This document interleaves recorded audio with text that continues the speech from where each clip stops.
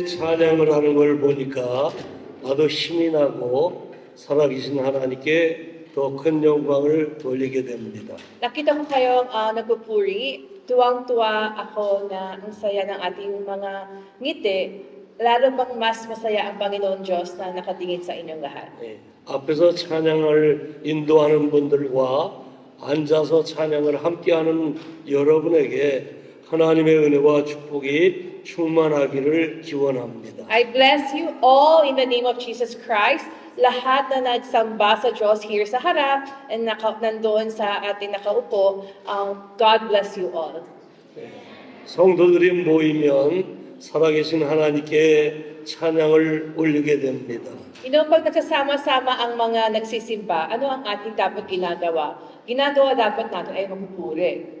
예, 묵도송도 있고 기도송도 있고 찬양송도 있고 영광송, 헌금송 그리고 표회송 이래서 6-7번의 찬양으로 예배가 구성되어 있습니다. So as you notice, sa isang worship service, isa sa pinakamahalagang mga bahagi ay ang pagkanta or pag-awit sa Diyos. So of course, we have our opening song, we also have our praise and worship song, and then also we have our offering song and closing song. Ganun kahalaga ang pagkanta or pag-awit sa Diyos. 이렇게 성도들이 모이면 살아계신 하나님께 찬양하는 이유가 무엇일까요? So ano kaya ang dahilan kung bakit kailangan tayo mag-awit sa Diyos? 하나님은 영원전부터 영원까지 하나님이시고 우리를 변함없이 사랑하시는 하나님 아버지십니다. We all know and we have to proclaim ang ating Diyos, ang nag-iisang Diyos lamang. Siya ay buhay na Diyos who was with us from before and forevermore. 그리고 하나님이 행하시는 일을 보면 세상 만물을 창조하시는 하나님, 또 섭리하시는 하나님, 마지막에 심판하시는 하나님임을 알게 됩니다. And we must know that our God, ang ating Panginoon, He is our Creator, na siya gumawa ng salibutan. Hindi lang niya ginawa, but He also takes care of it. Siya ang ating sinasamahan ngayon, at siya din ang hahato sa ating buhay in the future. 예, 여러분이 오늘 읽은 요한계시록 19장 1절로 6절에 보면 할렐루야 하나님께 찬양하자라는 말이 4번이나 나옵니다. As nagbasa natin ang kanina ang ating salita ng Diyos, Pahayag 19:1-6, which is also the title of our sermon, Alleluia. Ito ay nakasaad na almost 4 na beses sa ating text. 이 음성을 듣고 있는 사람은 사도 요한인데 반모섬에 갇혀 있는 상황입니다. Ang nagsulat nito is John. Ngayon si John, siya ay nakakulong sa isang isla ng Patmos. 이 저한이 갇혀 있는 이 그리스 지방의 섬을 제가 가본 적이 있습니다. Ako ay nang kinumapalad na nakadalaw ako sa mismong isla kung saan nakakulong si John nung sinulat niya ang Revelations. 마실 물도 별로 없고 열매도 별로 없는 섬 지역이에요. At ang nakita ko ay napakasaklap ng lugar na yon dahil walang malinis na tubig at wala din mga makakain dahil sa napakapangit ang weather, wala din mga halaman. 로마의 황제 도미시안 황제가 이 사도 요한을 그 반모섬으로 쫓아낸 겁니다. Ang hari ng Roma, nagalit siya sa ginagawa ni John dahil sa kanyang akala ng hari ay siya ay nakaka-threaten sa kanyang trono. So ang ginawa ay pinakulong niya 지금 먹을 것도 없고 그리고 마실 물도 별로 없고 죄수들만 가득한 그 무인도 섬과 같은 섬이에요. At ang isla na kung saan pinakulong si John, ito ay parang isla ng mga mamamatay dahil lahat ng mga makasalanan doon tinatapon dahil ito ay isang isla na walang tubig at walang makakain. 그럴 때에 사도 요한이 기도하고 하늘의 하나님을 바라보고 살 때에 하늘에서 큰 음성으로 할렐루야 하면서 하나님을 찬양하는 소리가 들리는 것입니다. Ngayon, ito ay sinulat ni John dahil sa napakalupit ng kanyang nararanas, walang makakain, walang maiinom, nagdadasal si John at doon narinig niya ang boses mula sa langit na nagsasabi, Alleluia. 예, 할렐루야. 구원과 영광과 능력이 우리 하나님께 있도다. Ito nagsabi, ang kaligtasan, ang karangalan at ang kapangyarihan ay tanging sa Diyos lamang. 사람을 구원하고 살리는 능력이 하나님께 있고 영광과 능력이 하나님께 있음을 찬양하는 소리입니다. Ito ay isang boses na narinig na nagsasabi, ang kaligtasan at ang karangalan ay nasa Diyos lamang, kapati ang kapangyarihan. 할렐루야 찬송, 할렐루야 찬양하라 이런 말은 성경 어디에도 나오지 않고 이곳에만 나옵니다. Makikita natin ang salita, Hallelujah! Ang kaligtasan at karangalan at kapangyarihan, dito lang nakasulat sa buong Biblia. 물론 시편 146편부터 150편까지는 할렐시입니다. Siyempre, makikita natin sa Book of Psalms, awit, 146 to 150. Pero ang salitang nakasulat dito ay hindi Alleluia, kundi Aleshim. 할렐이라는 말은 찬양하라. 루는 너희, 야는 여호와. 그래서 여호와를 찬양하라. 그런 뜻입니다.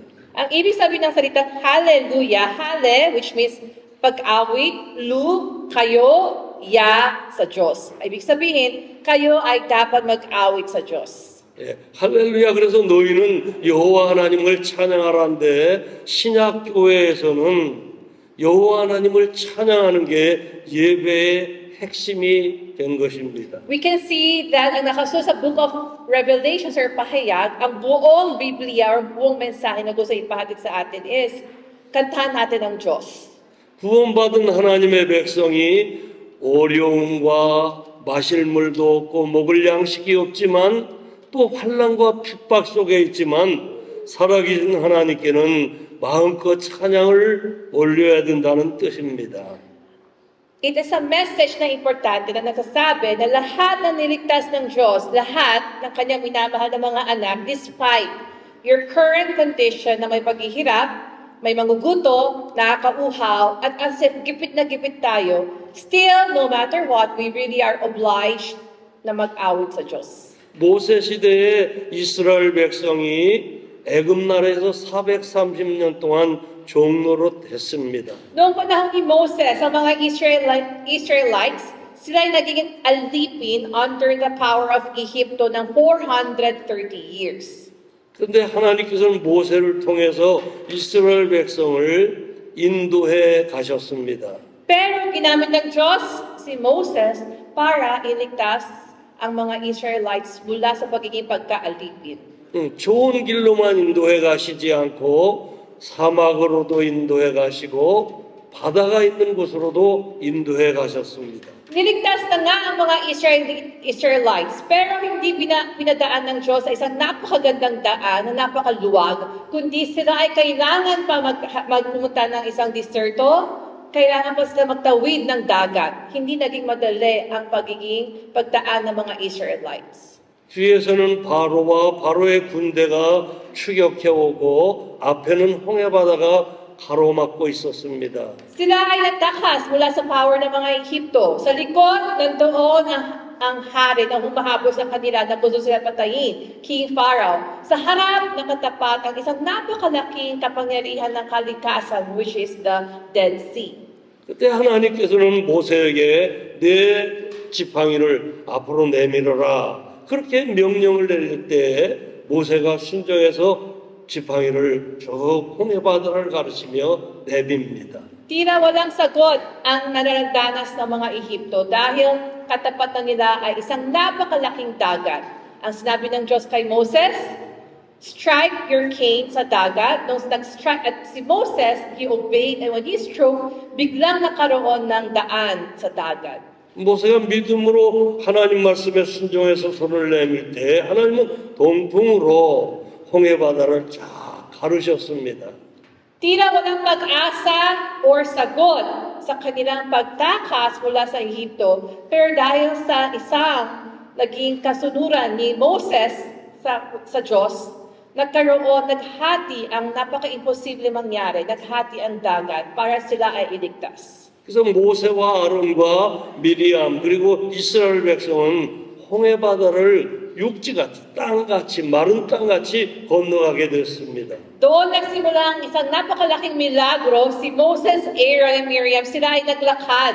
Tirang lupa ang kanilang inaapakan sa dagat. 뒤에 따라오던 바로와 모든 군대들도 자기들도 건너갈 줄 알고 바다 가운데로 들어왔습니다. Ang mga nagsusunod sa kanila, humahabol sa kanila, ang mga sundalo ni King Pharaoh na gusto silang patayin, akala din nila siguro sila ay makakadaan din sa Dead Sea tulad na nakikita nilang tinatakasan ng mga Israelites. 믿음이 없는 백성들은 하나님이 물이 합쳐지게 하니까 물속에 다 빠져들게 됐습니다. Pero, walang they didn't have faith. Ang nangyari, nung sila ay nasa dagat na, ang mga sundalo ay namatay dahil bigla na nagkasama ang tubig at nawala na sila hindi na sila makakadaan. 그때 모세와 아론과 미리암 그리고 이스라엘 백성들이 여호와 하나님을 찬송하기 시작합니다. Doon nagsimula ulit, nagpuri ang mga tagasunod kay Moses, Aaron at Miriam nung nakinaranasan nila ang isang milagro na sila ay binuhay at niligtas mula sa Red Sea. 내가 여호와를 찬송하리니 하나님은 우리에게 생명의 길로 인도하시고 바로와 그 군대 백성들은 멸망길로 인도하셨도다. Nakasulat sa Biblia, ang ginawa lamang ng mga Israelites, sila ay pinuri lang nila ang Diyos. Ang nangyari, buhay ang binigay sa kanila at ang mga Israelita, kamatayan ang nagiging katapat nila. 찬양은 그래서 하나님을 높이 높여드리는 것이 찬양의 목적인 것입니다. So ano ba ang purpose? Ba't natin kailangan umawit sa Diyos? Ito ay para purihin or itaas ang pangalan ng Diyos. Yan lang dapat ang ating purpose kung bakit tayo kumakanta. 여러분이 예수를 믿어 구원받은 하나님의 아들, 딸들인 줄로 믿습니다. Kayo ba ay mga anak ng Diyos?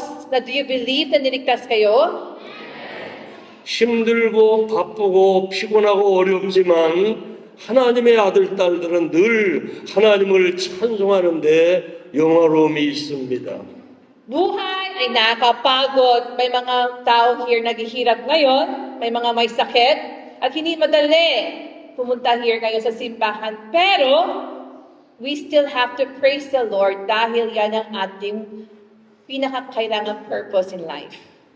사도 요한처럼 갇히고 배고프고 힘들고 어렵게 살아간다 할지라도 살아계신 하나님께 늘 찬양과 감사와 영광을 돌리는 존귀한 백성들이 다 되시기 바랍니다. Tulad ni John na nagsulat ng pahayag, minsan unfair ang buhay. Wala kang ginawang masama, pero ikaw ay nakadamay. Gutom na gutom ka, katulad na ginaranas ni John. Wala kang mag-inom, napakalupit ng buhay. Pero ang ginawa pa rin at kailangan inutos pa rin sa Kanya ay purihin ang Diyos. 하나님께 구원이 있고 하나님께 영광이 있고 하나님께 능력이 있기 때문에 그렇습니다. Bakit? Dahil ang kaligtasan, ang pag-awit at ang kapangyarihan at karangalan na hindi sa tao galing or sa iyong kapangyarihan, kundi tama, ito'y galing lamang sa ating Diyos. 오늘 성경에 또 두 번째 할렐루야가 나옵니다. Ngayon, punta natin ang pangalawang Alleluia na nakasulat dito sa Biblia. 3절에 할렐루야 찬송인데 하나님의 심판은 공의로우시다는 뜻입니다. Nakasulat here sa verse 3, Alleluia, walang tigil na taas ang usok mula sa nasusunog na lungsod. Ito ay ibig sabihin Alleluia sa paghatol ng Diyos. 세상에 경찰도 있고 판사, 검사, 변호사들도 많이 있지만 사람은 불의합니다. May mga taong nagsisibil sa batas ngayon sa mundo tulad ng mga police, mga judge, attorney at iba pa. Pero ang katotohanan, ang mga tao hindi talaga pwede magiging tunay na hustisya ang kanilang natutupad. 하나님의 심판과 재판은 공평하신 하나님이십니다.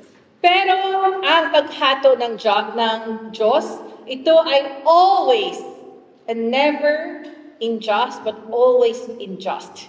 의로운 사람을 영원히 의롭다 하고 악인은 영원히 악인이라고 말합니다. Sa Diyos, walang pwede ang hindi ang nagiging tama or ang tama nagiging hindi. Kundi sa Diyos, kung ikaw ay nasa tama, tama ka forever. Kung ikaw ay nasa mali, mali talaga.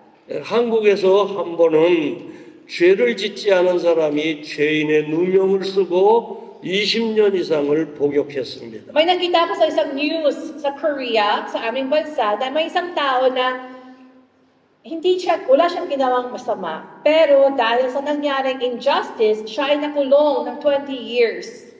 그 사람은 남을 해롭게 한 사람이 아닙니다. Wala siyang ginawang kasamaan sa mga kahit sino man lang. 훔친 적도 없고 죽인 적도 없습니다. Never siya nagnakaw or never siya talaga nagpatay ng tao. 순수한 농부의 아들이에요. Isa lang siya anak ng isang mahirap na magsasaka. 근데 경찰들이 잡아다가 자꾸 억울하게 누명을 씌우더니 이 사람이 28년 동안을 감옥살이를 살았습니다. Bigla na lang siya nagulat. Isang araw siya ay hinatak ng mga pulis at sinabi siya daw ang gumawa ng lahat ng mga masasama at hinatulan siya ng 28 years ng pagkulong. 20살쯤 잡혀 들어가서 50살이 돼서 출소를 했습니다. Pinakulong siya ng 20 years. Nakakalabas lang siya after siya ay almost senior na 58 years. 인권 변호사가 그분을 도와서 나중에 재판을 다 하고 조사를 했는데 경찰들이 인정을 했습니다. 자기들이 잘못 잡아왔다고. May isang nagpakabuting loob na isang attorney, isang lawyer, na siya talaga sumunod, na siya na lang tumulong sa kanya pagkatapos ng napakadaming taon. Kaya napatulan siya na hindi siya guilty. Doon tinanong siya ano ang nangyari talaga at doon sila ay talaga, they went through the case one by one, napatunayan nila ang mga pulis noon. Wala silang ginawang hustisya sa kanya, kundi parang binintangan lang siya sa mga krimen. 그 사람이 인권 변호사가 수고를 해서 국가를 상대로 수십억을 받아냈습니다. Siyempre, nag-file ulit ng kaso ang isang inosenteng tao na pinakulong na napakatagal ng oras at siya ay binayaran naman ng gobyerno. Pero ano man ang gagawin ng pera, kundi lahat ng oras na iyong nasayang sa loob ng kulungan. 수십억 돈은 받았지만 자기의 인생의 28년의 귀한 세월, 청춘은 다 사라진 겁니다. Siguro humingi ng pasensya ang mga nagkamali noon. Pero ano himan ang pasensya or pagkasorry, kundi lahat ng magagandang taon mo sa buhay, ito ay nasayang dahil sa isang maling paghatol sa iyo, sa injustice. 하나님은 그런 불의한 재판관이 아니십니다. Pero ang ating Diyos, hindi siya ganon. Hindi siya kumakampi sa mga taong may makapangyarihan. 노아 시대의 홍수로 세상을 심판하신 하나님이십니다. We see the Bible ng panahon ni Noah, lahat ng tao nagkasala, no matter kung gaano sila may impluensya or hindi, sila lahat, they all were killed by the judgment of God ng tubig, ng isang malaking alon. 40주야를 태풍 때 비가 쏟아지는 것처럼 하늘에 구멍이 난 것처럼 비가 내려서 세상이 다 물바다가 됐습니다. Nakaso sa Biblia, di na daw may butas ang ating langit. Buhos ng tubig for 40 days. Kaya ang buong mundo, ito ay nalubog sa tubig. At doon naman tayo lahat ng tao makasalanan. At walang nasagip, kundi ang pamilya lang ni Noah. 근데 노아의 식구 8명은 하나님을 믿는 사람들이기 때문에 물속에서도 하나님이 사는 길을 열어주셨습니다. Hindi nakadepende sa Panginoon Diyos kung sino ka, kung anong alam, kung sino ang kilala mo, anong impluensya meron ka para ikaw ay magiging safe or maligtas ka, kundi lahat ay patay sa Diyos. Ang niligtas lamang ng Diyos ay ang 8 pamilya ni Noah. Sa isang sitwasyon na kailangan sila mamatay, ang Diyos ang gumawa ng paraan para sila ay ligtas. 소돔과 고모라 땅을 하나님이 심판하실 때 아브람을 생각해서 롯과 그의 가족을 살도록 하나님이 구원해 주셨습니다. Noong lugar na Sodom and Gomorrah, buong lungsod ay nasunod. Pero ang pamilya lang ni Lot, na tanging nagpangako ang Diyos, sila ay niligtas. 오늘 성경에는 바벨론이라고 표현되어 있는 세상 나라를 말해주고 있습니다. Sa Biblia, we see the lugar, isang nakasunod na salitang Babylon. Ang lugar na Babylon, it resembles ang isang makamundong lugar. 이 바벨론이 음녀와 같아서 하나님의 공의로운 심판이 있다는 걸 가르쳐주고 있습니다. With Babylon, makikita natin, nandoon talaga ang tunay na paghatol ng Diyos, ang just niya, sa isang napakamakasmundo, mga mundong mga gawain ng mga tao. 많은 사람들은 교회 다녀도 소용없고 예수 믿어도 아무 소용이 없다고 말할 때가 있습니다. Noong panahon ng Babylon, ang daming tao they were mocking, pinapatawa nila at sinasabi nila, walang Diyos, ba't ka nagsisimba, ba't ka nagdadasal, anong meron dyan? At ito ay kanilang ginawang isang katuwaan lamang. 과연 예수 믿는 게 아무것도 아닐까요? Ano ang nangyari sa huli? At gusto ko itanong sa inyo, totoo ba? Totoo talaga ba na walang ibig sabihin or walang kahalagan sa pagsisimba at sa paniniwala sa Diyos? 하나님은 예수 믿는 사람을 의인이라고 말합니다. Sa Biblia nakasulat, the righteous ones are the ones who have faith in Jesus Christ. 교회 생활을 정기적으로 잘하는 사람들을 천국 백성이라고 하나님이 선언하십니다. God declares yung mga taong faithfully nagsisimba to be the citizen of heaven. 세상은 참 이상한 세상입니다. Pero baligtad ang sinasabi ng mundo. 열심히 믿고 성실하게 사는 사람이 가난할 때도 많습니다. Madalas, ang mga taong masisipag, taong matapat, sila pa ang tirang mga taong naghihirap. 육에 속한 사람이 영에 속한 사람을 싫어할 때도 많습니다. Minsan, ang mga taong masama, makamundo, makalaman, sila pa mismo ang nakikita natin na nag-a-advance or tira sila ang tinataas ng mundo. 육에 속한 사람이 이스마엘이라면 영에 속한 사람은 이삭입니다. Kapag ang isang tao makamundo, he represents Ishmael. Ang isang taong maka-Diyos, he represents Isaac. 근데 이 이스마엘이 육에 속한 사람이 영에 속한 이삭을 조롱할 때가 있습니다. Si Ishmael, ang kapatid ni Isaac, ang daming beses pinagtatawa niya si Isaac. Sinabi, wala kang kwenta dahil ano ba ang ginagawa mo? Puro ka Diyos, Diyos, Diyos.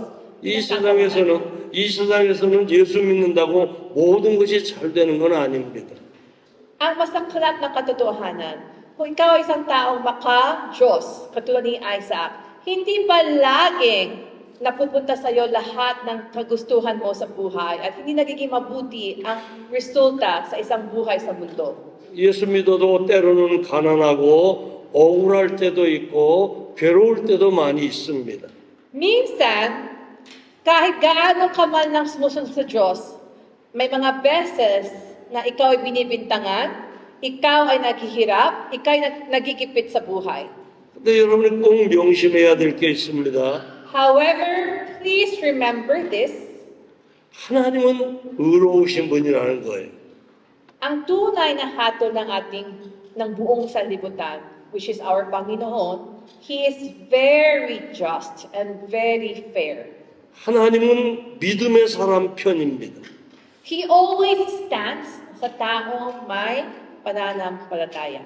하나님은 참고 견딘 사람 편입니다.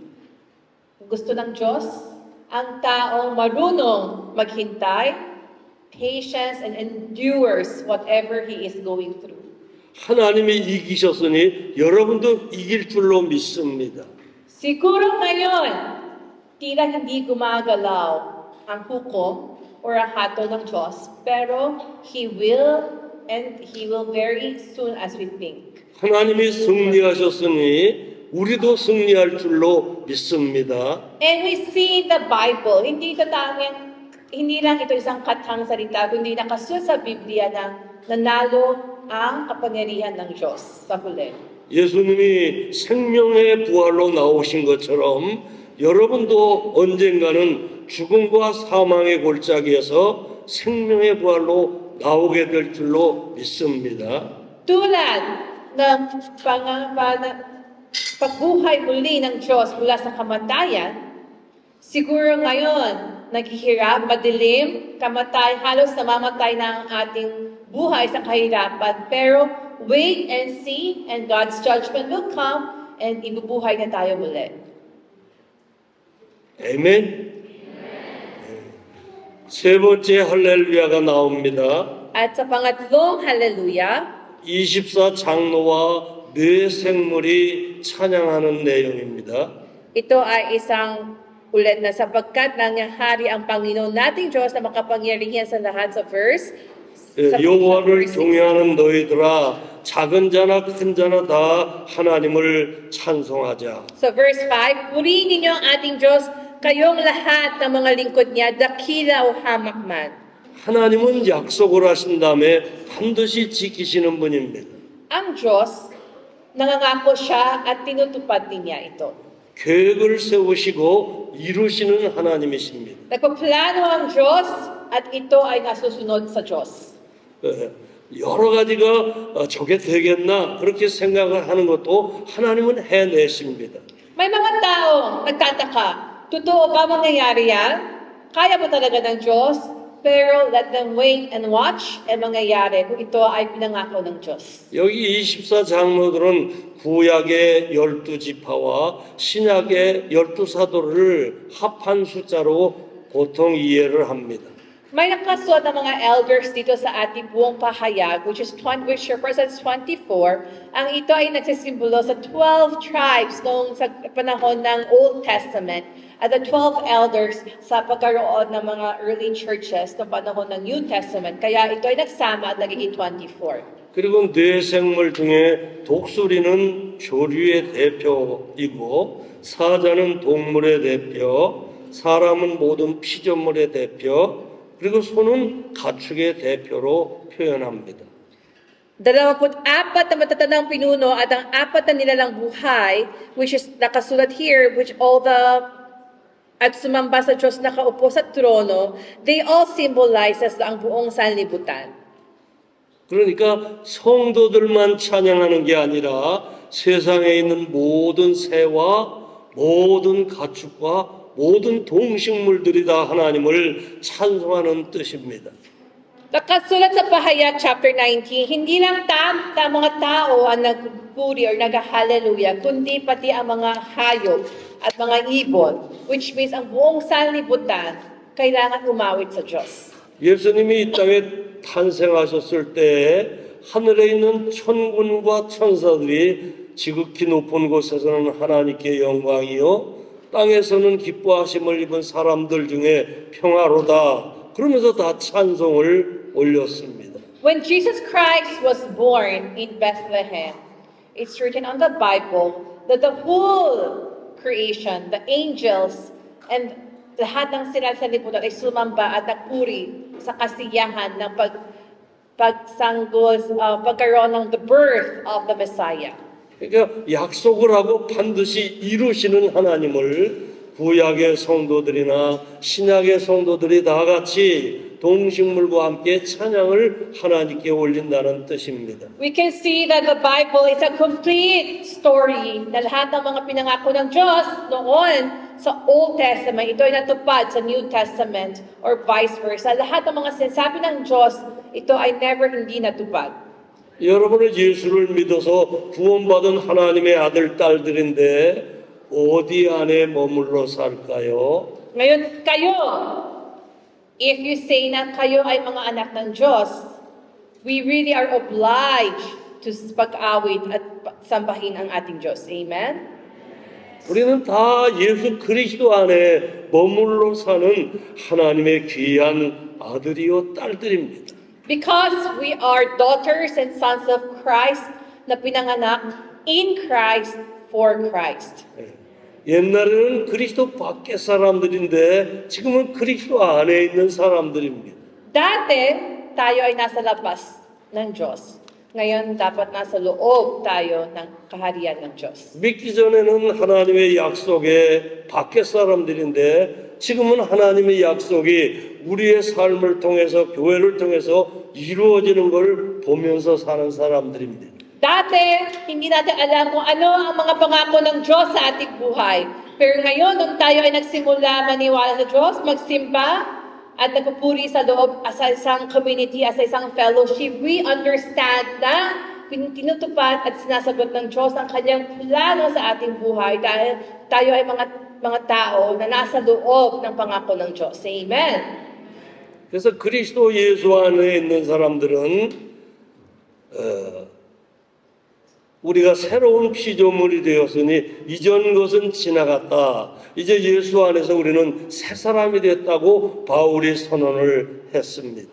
That's why it's also written in the Bible that the old has gone and the new has come. Dahil nung tayo ay nag-declare na naniniwala na tayo sa ating Panginoong Diyos, we are given a new creation, a new being sa loob ng identity in Christ. 여러분도 옛 사람은 다 십자가에 처형시켜 버렸고 이제 예수 그리스도 안에서 새로운 삶을 사는 새 생명을 얻은 하나님 나라 백성인 줄로 믿습니다. We believe that our old self, ito ay nahatulan na sa pamamagitan ng cross ng ating Jesus Christ, ay namatay na ang ating mga kasalanan at makabundong sarili natin dati. Tayo naman ngayon ay binigyan ng bagong buhay with the promise of the everlasting life and clean by the rebirth in Jesus Christ. 그런 Amen. 구원을 우리가 이루는 게 아니라 하나님이 이루어 주셨기 때문에 할렐루야 찬양을 하나님께 돌리자 그렇게 사도 요한이 가르쳐 주셨습니다. Dahil lang itong pagiging ang kaligtasan, hindi tayo ang nagbigay sa ating sarili, kundi ito'y galing lamang sa ating Diyos. Kaya, Alleluia dapat ang ating sagot.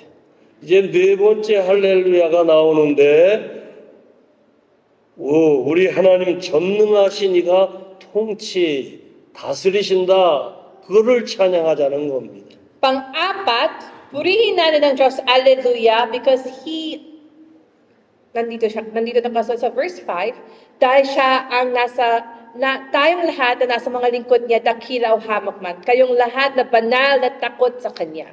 여러분은 누가 다스리십니까? At nagsusulat dito na sapagkat nagahari ang Panginoon natin na makapangyarihan sa atin. Tanong ko sa inyo, sino ang nagahari sa inyong buhay? 많은 사람들은 자기 생각이 자기를 이끌어갑니다. Madalas, ang sinasabi ng mundo ngayon, ikaw ang nag-aari ng buhay mo.